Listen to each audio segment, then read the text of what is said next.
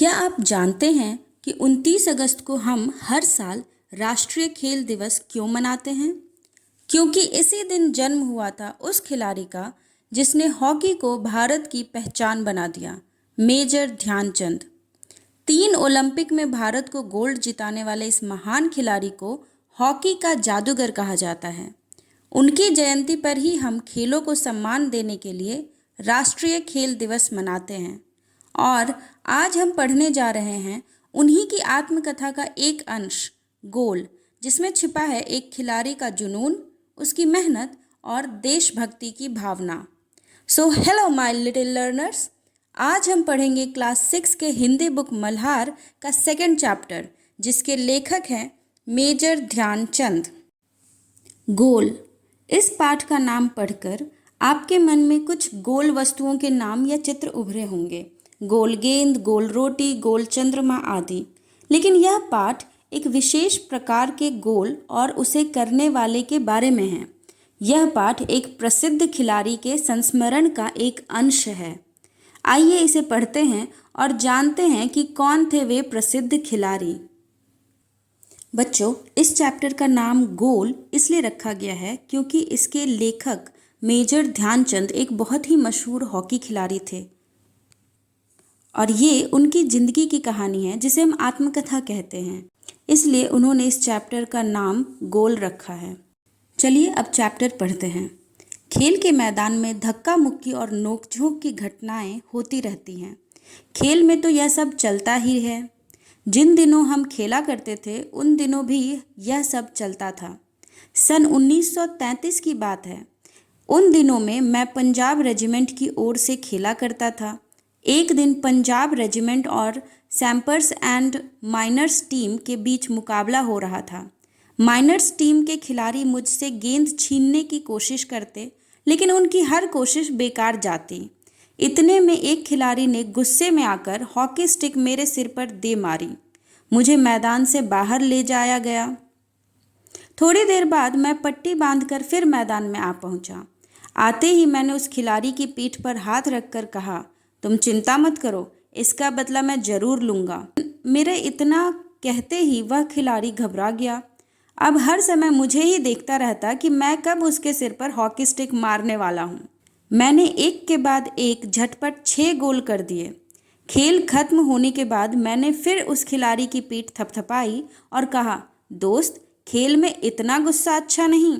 मैंने तो अपना बदला ले ही लिया है। अगर तुम मुझे हॉकी नहीं मारते तो शायद मैं तुम्हें 2 ही गोल से हराता। वह खिलाड़ी सचमुच बहुत शर्मिंदा हुआ। तो देखा आपने मेरा बदला लेने का ढंग। सच मानो, बुरा काम करने वाला आदमी हर समय इस बात से डरता रहता है कि उसके साथ भी बुराई की जाएगी। बच्चों, यहाँ लेखक मेजर ध्यानचंद अपना एक अनुभव सुना रहे हैं। वो बता रहे हैं कि खेल के मैदान में कभी कभी धक्का मुक्की और छोटी मोटी लड़ाइयाँ हो जाती हैं। ऐसा उनके साथ भी हुआ था।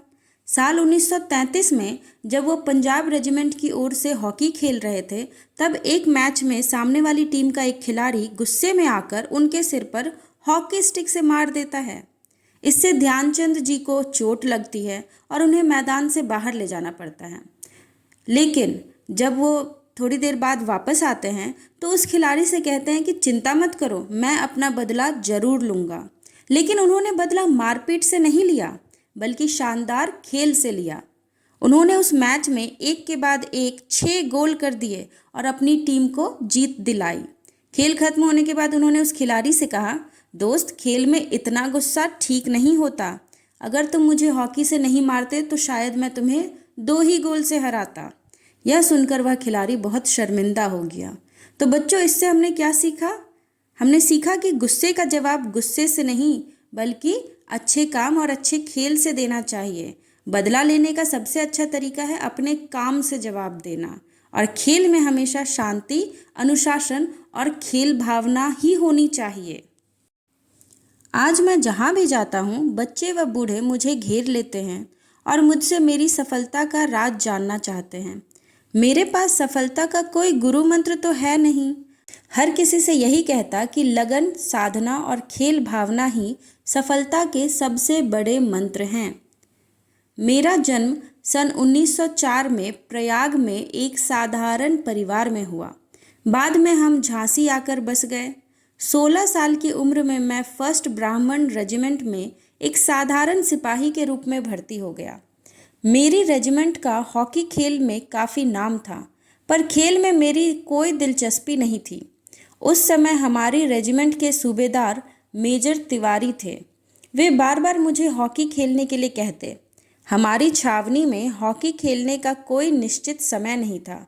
सैनिक जब चाहे मैदान में पहुंच जाते और अभ्यास शुरू कर देते। उस समय तक मैं एक नौसिखिया खिलाड़ी था। जैसे जैसे मेरे खेल में निखार आता गया, वैसे वैसे मुझे तरक्की भी मिलती गई। सन 1936 में बर्लिन ओलंपिक में मुझे कप्तान बनाया गया।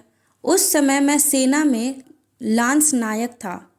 बर्लिन ओलंपिक में लोग मेरे हॉकी खेलने के ढंग से इतने प्रभावित हुए कि उन्होंने मुझे हॉकी का जादूगर कहना शुरू कर दिया। इसका यह मतलब नहीं कि सारे गोल मैं ही करता था। मेरी तो हमेशा यह कोशिश रहती कि मैं गेंद को गोल के पास ले जाकर अपने किसी साथी खिलाड़ी को दे दूं, ताकि उसे गोल करने का श्रेय मिल जाए। अपनी इसी खेल भावना के कारण मैंने दुनिया के खेल प्रेमियों का दिल जीत लिया। बर्लिन ओलंपिक में हमें स्वर्ण पदक मिला। खेलते समय मैं हमेशा इस बात का ध्यान रखता था कि हार या जीत मेरी नहीं, बल्कि पूरे देश की है। मेजर ध्यानचंद। बच्चों, यहाँ लेखक मेजर ध्यानचंद बता रहे हैं कि वह जहाँ भी जाते हैं, लोग उनसे उनकी सफलता का राज पूछते हैं, तो वो कहते हैं कि उनके पास कोई जादुई मंत्र नहीं है। उन्होंने तो बस मेहनत किया और अभ्यास किया है और उन्हें सफलता मिलती गई। उनका जन्म 1904 में प्रयागराज में एक साधारण परिवार में हुआ था। बाद में उनका परिवार झांसी में रहने लगा और जब वो मात्र 16 साल के थे तो फर्स्ट ब्राह्मण रेजिमेंट में एक साधारण सिपाही की नौकरी लग गई। उस समय उन्हें हॉकी में कोई खास दिलचस्पी भी नहीं थी।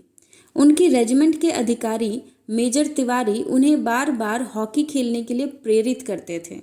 धीरे धीरे उन्होंने खेलना शुरू किया और खूब मेहनत की। जैसे जैसे उनका खेल सुधरता गया, वैसे वैसे उन्हें तरक्की मिलती गई। आखिरकार साल 1936 में जब जर्मनी के बर्लिन शहर में ओलंपिक हुआ, तो उन्हें भारतीय हॉकी टीम का कप्तान बना दिया गया। उनके खेलने के अंदाज से लोग इतने खुश हुए कि उन्हें हॉकी का जादूगर कहने लगे। पर ध्यानचंद जी कहते हैं कि खेल में जीत अकेले की नहीं होती। वो गेंद को गोल के पास ले जाकर अपने साथी को देते ताकि वो भी गोल कर सके और उस गोल का श्रेय उनके साथी को मिले। उन्हें दूसरों को भी आगे बढ़ाने में खुशी मिलती थी। उस ओलंपिक में भारत को गोल्ड मेडल मिला और दुनिया भर के खेल प्रेमियों ने उन्हें पसंद किया। तो बच्चों, इससे हमने सीखा कि मेहनत, लगन और अभ्यास से बड़ी सफलता मिलती है। अकेले जीतना नहीं, सबको साथ लेकर चलना भी जरूरी है। और सच्चा खिलाड़ी वही होता है जो अपनी जीत से ज़्यादा देश की जीत के बारे में सोचे और अपने टीम के बारे में सोचे। बच्चों, ये तस्वीर भारतीय हॉकी टीम की है जब 1936 के बर्लिन ओलंपिक में उन्होंने गोल्ड मेडल जीता था। लेखक से परिचय। यदि कोई खिलाड़ी अपनी आत्मकथा का नाम गोल रखे तो इस नाम को पढ़कर इतना तो तुरंत समझ में आ जाता है कि उसे खेल से कितना प्यार रहा होगा। जी हाँ, वे अमर खिलाड़ी हैं, हॉकी के जादूगर कहे जाने वाले मेजर ध्यानचंद। इतने महान कि भारत उनके जन्मदिन को राष्ट्रीय खेल दिवस के रूप में मनाता है, जिससे लाखों भारतवासी उनके जीवन से प्रेरणा ले सकें।